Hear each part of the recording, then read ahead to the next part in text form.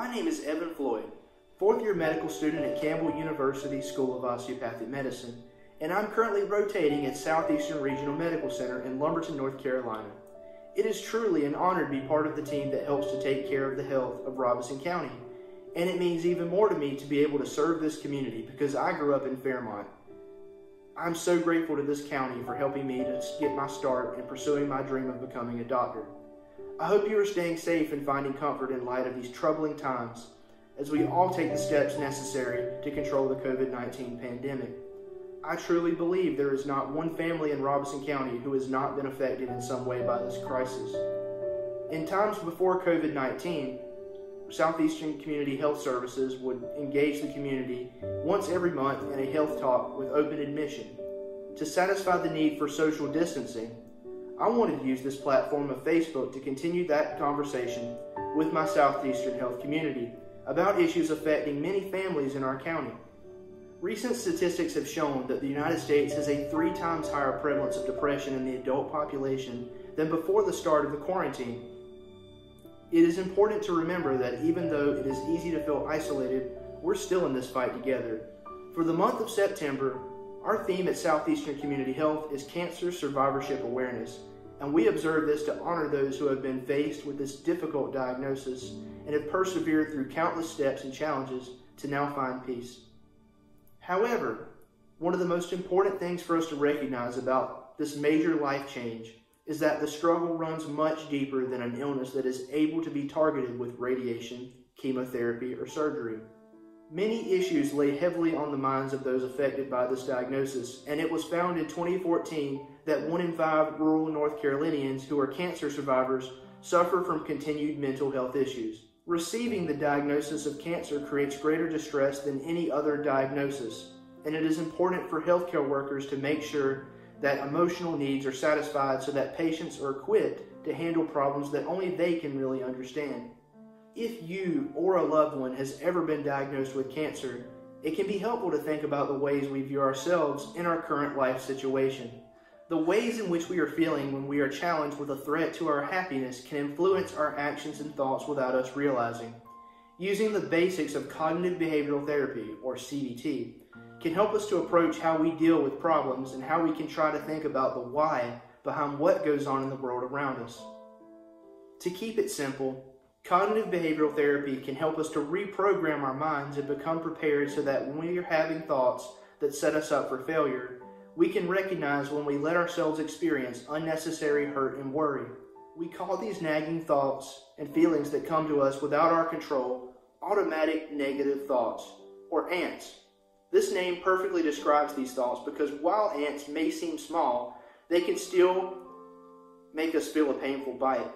And when ants come in large numbers, they can pose a serious problem. Ants can lower our self-esteem, create a false idea that things are spiraling out of control, and can drain our energy so that we can't properly respond to life's challenges.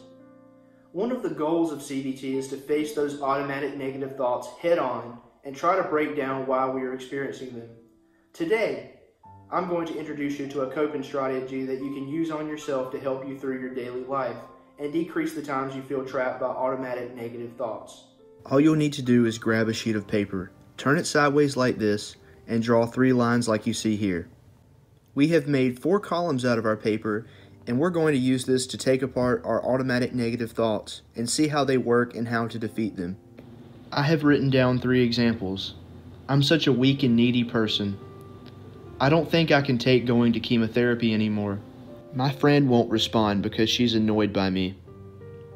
After we've identified that thought as a written quote, next think about what you were doing, what time of the day it was, and see if you notice that there have been other thoughts like this one that happen around the same schedule. This is the key step. Think about how you were feeling at the time. Maybe you had a heavy feeling. Maybe you felt nauseous. Maybe you felt like your heart was pounding out of your chest. It is important to understand what experiencing those thoughts is putting our body through in order to remind ourselves how it is better to live life without these types of thoughts. For the last step, what you need to do is sit down and work through that idea behind your automatic negative thought and replace it with a positive message. If a thought comes from an unpleasant experience like chemotherapy, remind yourself that this was the best plan that you and your doctor created to beat cancer. If a thought comes from a moment that you depended on someone and they did not deliver, remind yourself that this person also has their own responsibilities that they may be dealing with at the time, and not to take it personally.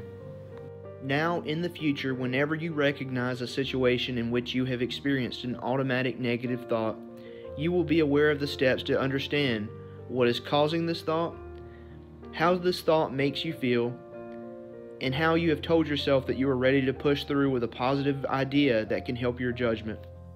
If you relate to the topics that we have discussed, I hope you will find these strategies helpful in handling the stressors in your life, whether it's the diagnosis of cancer, the isolation caused by COVID-19, or any other problem you may be facing.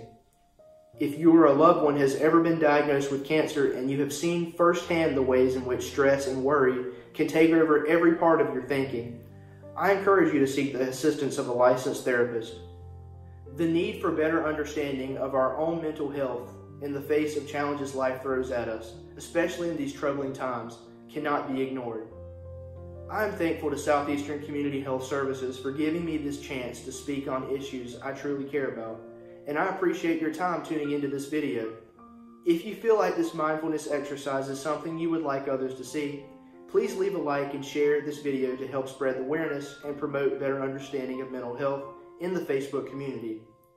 We are also in observance of both prostate cancer awareness as well as ovarian cancer awareness. For information about our free prostate cancer screening going on this month at the Southeastern Health Park, please have a look at the flyer attached to this video to see if you qualify. Thank you for watching, and I hope you are all able to take away something for your daily life from this demonstration of cognitive behavioral therapy. Thank you.